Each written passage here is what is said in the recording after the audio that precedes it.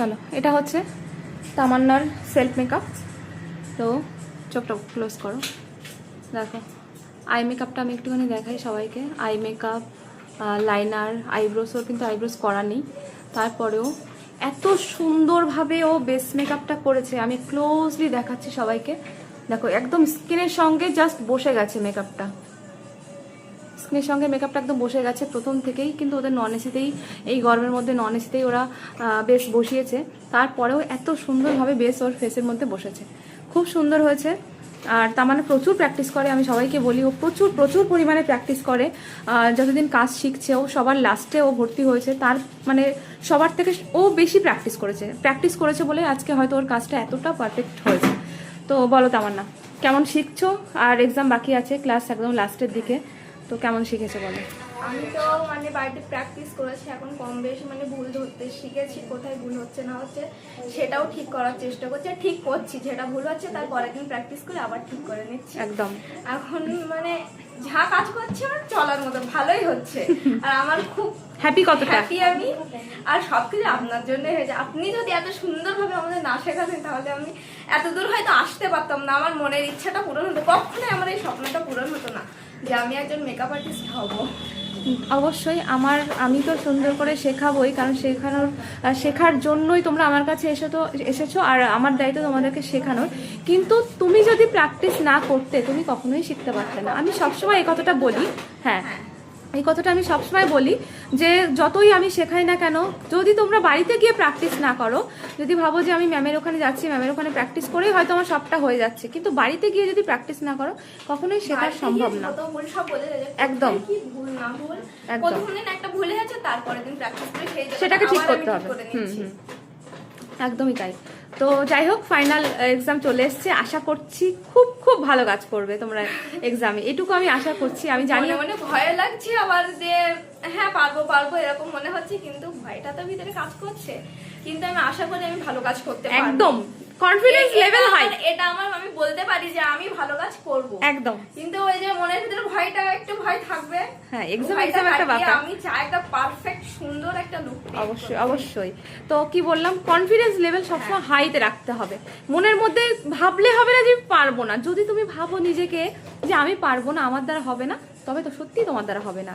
কিন্তু মনের ভিতরে যদি থেকে হ্যাঁ তুমি যদি ভাবো যে না আমি পারবো, আমাকে দিয়ে হবে, আমাকে পারতেই হবে, দেখবে পৃথিবীর একদম জেদ তো জেদ। আমি একটা বড় একটা আপনার মতো না হতে পারি, কিন্তু বাজে যেন চলতে পারি সেরকম একটা মেকআপ আমার মতো হবে না, সেই পজিশনটা আমি আসতে পারি।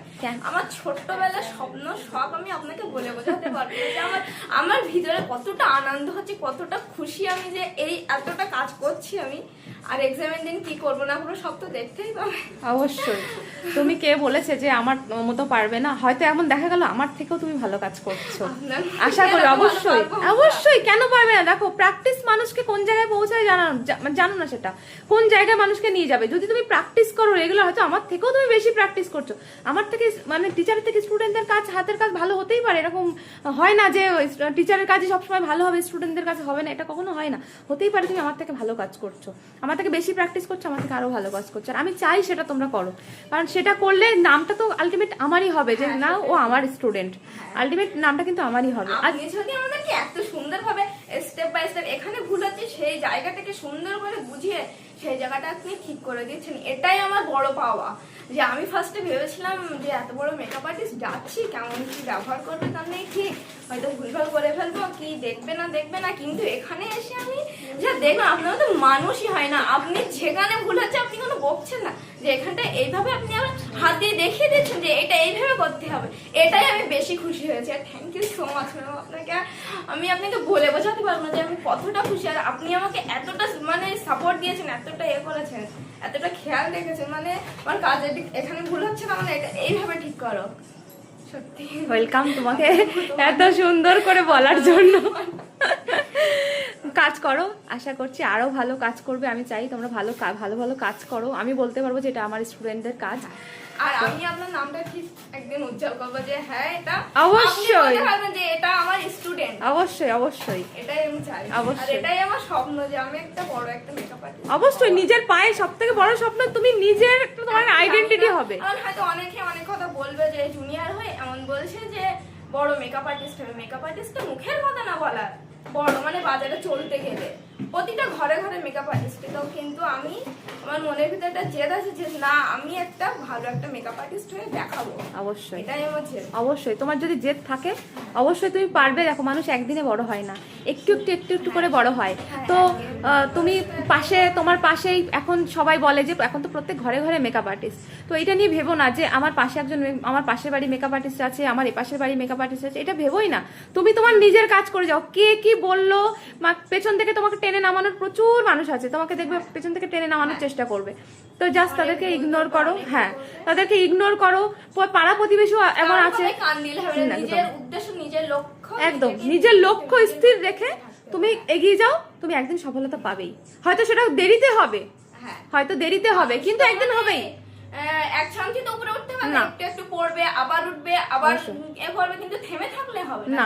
আমি পড়েছি, আমার চোট পেয়েছে, আমি আর ও পথেই যাবো না। একদম। তুমি যদি ভাবো যে আমি পড়ে গেছি তো আমার দ্বারা হবে না, তো তোমার দ্বারা সত্যি হবে না।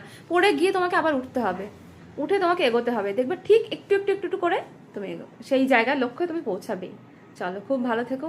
অনেক ভালো ভালো কথা, অনেক মনের কথা বলে ফেলেছে, আমারও খুব ভালো লাগে। সত্যি আমার মনের কথা আমি কতদিন ধরে বলবো, মানে আপনাকে যে, আপনি যে এতটা আমার পিছনে এতটা এফোর্ট দিয়েছেন, এত সুন্দরভাবে কাজটা শিখিয়েছেন, যে এই জায়গায় ভুল হচ্ছে সেই জায়গাটা আপনি দেখেছেন। আপনি মানে এ করে পাত্তা দিয়ে মানে চলে যাননি যে এটা করছে করুন ছাপা দিয়ে, এরকমটা আপনি করেননি। না, আমার কাছে তোমরা প্রত্যেকেই সমান। যাকে যে যেরকম ভাবে পারছে আমি চেষ্টা করছি তাকে সেই রকম ভাবেই বোঝানোর। চলো।